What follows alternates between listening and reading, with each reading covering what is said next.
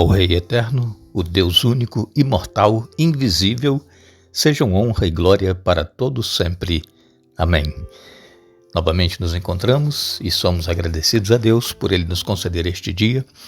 Agradecidos a todos vocês que estudam conosco, que compartilham com outras pessoas os estudos. Agradecemos a todos que são inscritos no canal Hora Tranquila no YouTube, clicam no dedinho de joinha e também vocês que nos escrevem dizendo de onde estão acompanhando. Mandamos aqui um alô especial para Dilza Flora de São Gonçalo, no Rio de Janeiro. Também um alô especial para Ana Oliveira, ela parabenizando o sobrinho Eudes e pedindo orações por ele. Aniversariou no dia 31 de março.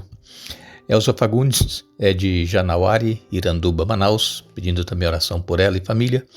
Noemi Oliveira é de São Paulo, capital, pede orações pelo filho Rui, que quer sair das drogas.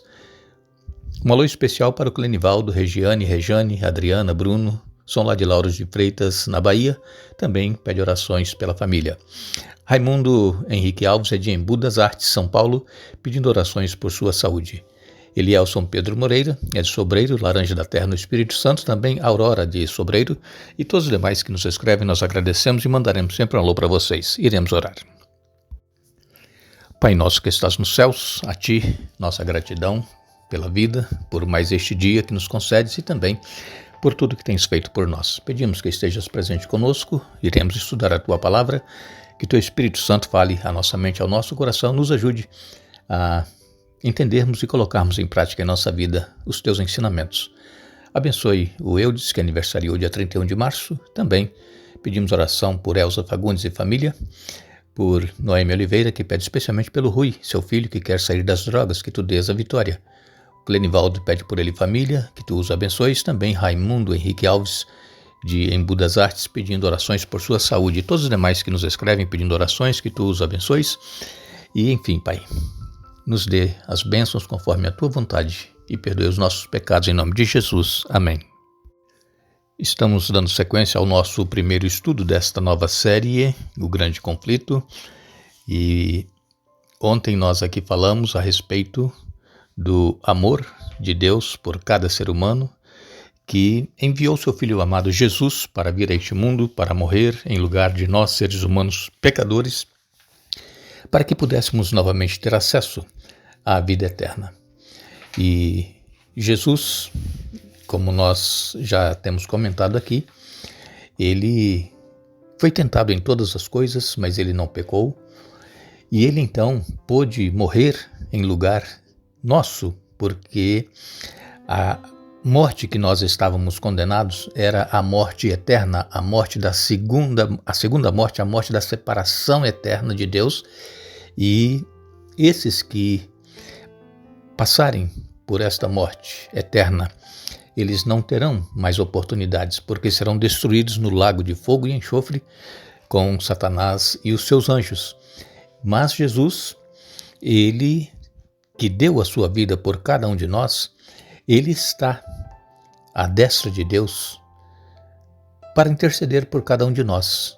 Somente Jesus é que pode perdoar os nossos pecados e nos salvar. Não existe nenhum outro caminho para que nós possamos herdar a vida eterna.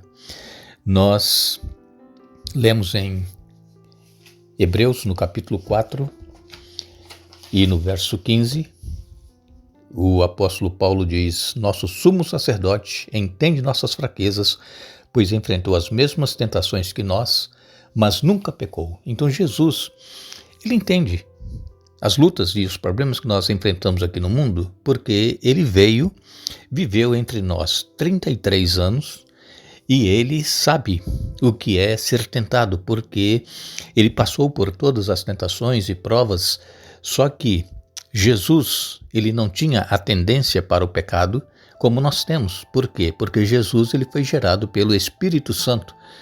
Jesus, ele veio na mesma natureza de Adão e Eva quando criados por Deus antes do pecado. Adão e Eva não tinham a tendência para o pecado, mas tinham o livre-arbítrio, que podiam escolher entre continuar sendo obedientes a Deus ou desobedecer a Deus. E as consequências nós já conhecemos. Aqui no verso 16 de Hebreus capítulo 4, continua dizendo a palavra de Deus. Assim, aproximemo-nos com toda a confiança do trono da graça, onde receberemos misericórdia e encontraremos graça para nos ajudar quando for preciso. Então nós precisamos ir a Jesus, nos aproximar do trono da graça. Não tenha receio, não tenha medo, não tenha vergonha de se ajoelhar e falar com Deus. Ele conhece cada um de nós, ele sabe as nossas fraquezas, como eu li aqui no capítulo 4, verso 15. Ele sabe, ele conhece. Então muitas pessoas não buscam a Deus, por quê? Porque sabem que estão em pecado, estão agindo contra a vontade de Deus e então pensam assim, mas Deus não vai me ouvir. Sim, Deus vai ouvir por quê? Porque Jesus ele está assentado à destra de Deus para interceder por nós. Então nós não devemos rejeitar orar a Deus. Fale com Deus, fale com Ele da sua fraqueza, o seu problema, o seu pecado que você sempre comete e que gostaria de deixar, mas que ainda não conseguiu. Então precisamos continuar orando, porque somente Jesus, ele tem força, ele tem poder para nos dar a vitória sobre o pecado que nós enfrentamos. Ainda em Hebreus, no capítulo 7 e no verso 25, diz-nos aqui a palavra de Deus, portanto, ele é capaz de salvar de uma vez por todas aqueles que se aproximam de Deus por meio dele. Ele vive sempre para interceder em favor deles. Então, aqui está claro na palavra de Deus. Deveremos nos aproximar de Jesus no trono da graça, confessar a Ele os nossos pecados, porque Ele entende as nossas fraquezas, e aqui no capítulo 7, 25, diz que Ele vive sempre para interceder em nosso favor. Então nós deveremos nos aproximar dele, porque Ele é capaz de salvar por uma vez por todas. Somente Jesus. Não existe outro meio de salvação. Deus, Ele amou o ser humano de tal maneira que Ele deu o seu Filho para que pudesse vir a este mundo e morrer em nosso favor. E todo aquele que crer neste sacrifício que Jesus realizou serão perdoados e então terão a certeza da vida eterna. Nós queremos insistir com todos vocês para que não tenham receio de chegar ao trono da graça. Eu sei que para muitos é difícil abandonar alguns pecados que está arraigado no coração e às vezes as pessoas têm lutado para abandonar este pecado, mas sozinhos nós não conseguimos. Quanto mais nós tentarmos sair sozinhos do pecado que nós encontramos e que nós cometemos, nós vamos nos afundar ainda mais nesse pecado. Por quê? Porque Satanás ele está trabalhando constantemente na nossa mente, colocando ideias, pensamentos, e ele faz com que nós então nos sintamos o pior dos seres humanos, o mais indigno, que nós não merecemos o perdão do pecado que nós estamos cometendo ou que cometemos algum tempo atrás.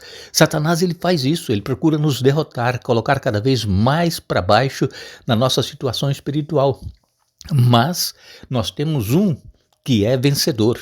Jesus, ele veio e ele venceu. Jesus, ele esmagou a cabeça da serpente quando Jesus, na cruz do Calvário, deu a vida por cada um de nós.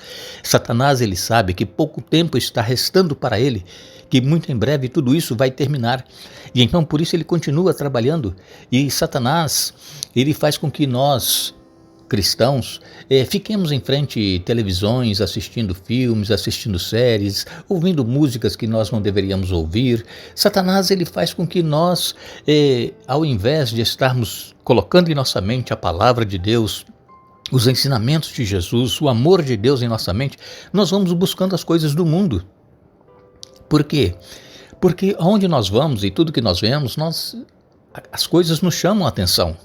E então nós precisamos cuidar com o que nós estamos vendo, com o que nós estamos ouvindo, com o que nós estamos falando, cantando. Nós temos que ter essa preocupação. Nós estamos aqui neste mundo, mas nós não somos deste mundo. Nós podemos ter amizade com as pessoas, nós precisamos trabalhar, nós precisamos estudar, fazer as coisas que são necessárias ser feitas, mas sempre com o nosso pensamento voltado para Deus. Nós não podemos deixar que as coisas que estão ao nosso redor, as coisas atraentes para nos levar ao caminho da perdição, eles penetrem em nós e fiquem em nossa mente. Então, é momento de nós nos prostrarmos diante de Deus, é momento de nós reconsagrarmos a Deus cada dia a nossa vida. Não é somente uma vez na semana quando vamos à igreja. Não, é todos os dias, desde quando nós nos levantamos pela manhã e durante o dia, nos nossos afazeres, até quando nós formos dormir novamente, nós precisamos estar em contato, em comunhão com Deus, em conexão com Ele, pensando naquilo que Ele fez por nós e no que Ele pode fazer se nós nos colocarmos completamente em Suas mãos. No Evangelho de João, no capítulo 17, nos versos 24 a 26, Jesus, em sua oração sacerdotal, ele disse: Pai, quero que os que me deste estejam comigo onde estou. Então eles verão toda a glória que me deste, porque me amaste antes mesmo do princípio do mundo. Pai justo, o mundo não te conhece, mas eu te conheço, e estes discípulos sabem que tu me enviaste.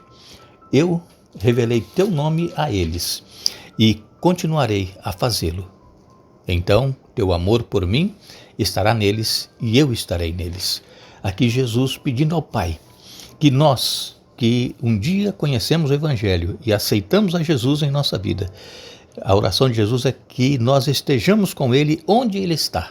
Esse é o desejo do coração de Deus. É por isso que Jesus é o nosso grande sumo sacerdote que está assentado à direita de Deus Pai, intercedendo por cada um de nós. Mas essa intercessão, ela vai acabar.